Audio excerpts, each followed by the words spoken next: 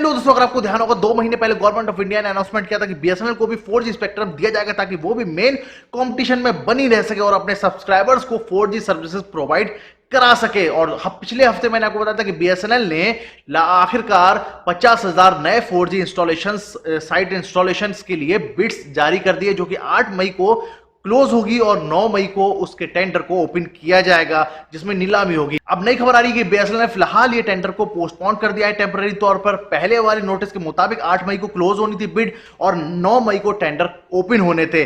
फिलहाल अभी कोई भी डेट नई अनाउंस नहीं की है बीएसएनएल ने। उसने बताया है कि आने वाले दिनों में जल्दी ही इसकी नई डेट अनाउंस कर दी जाएगी। वैसे आपको बता दूं कि 50,000 नए इंस्टॉलेशन साइट्स होनी थी 4G के लिए, उसमें से 25 से 30,000 जो पुरानी 2G और 3G साइट्स हैं उनको अपग्रेड करना था। साथ में 7,000 से ज्यादा साइट्स दिल्ली और मुंबई सर्किल में लगानी थी। उसके अलावा बता दूं आपको 20 से ज्यादा जो टेलीकॉम सर्किल्स है वहां पर 120 मिलियन सब्सक्राइबर है बीएसएनएल के, जिनको अभी भी 4G सर्विसेज नहीं मिल पाई हैं। और ये इंडिया की अकेली कंपनी है जिसके पास 4G स्पेक्ट्रम नहीं है। साथ में आपको बता दूं कि बिड में जो इंटरेस्टेड कंपनियां हैं उसमें सैमसंग, ZTE, नोकिया, एरिक्सन जैसी कंपनियां शामिल हैं जो इस बिड में शामिल होना चाहती हैं। और ये जो प्रोजेक्ट है पूरा ओवरऑल वो 11,000 करोड़ रुपए का प्रोजेक्ट है, जिसमें 4G इंस्टॉलेशन साइट से लेकर अपग्रेडेशन तक शामिल है। तो देखते हैं अब नई बिड की डेट कब आती है और कब तक लास्ट में आखिरकार जिसका इंतजार यूजर और सब्सक्राइबर्स को है कि 4G सर्विसेज बीएसएनएल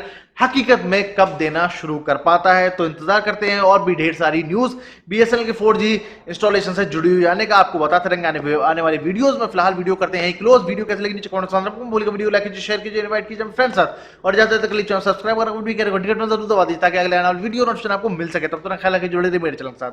हिंदुस्तान जिंदाबाद।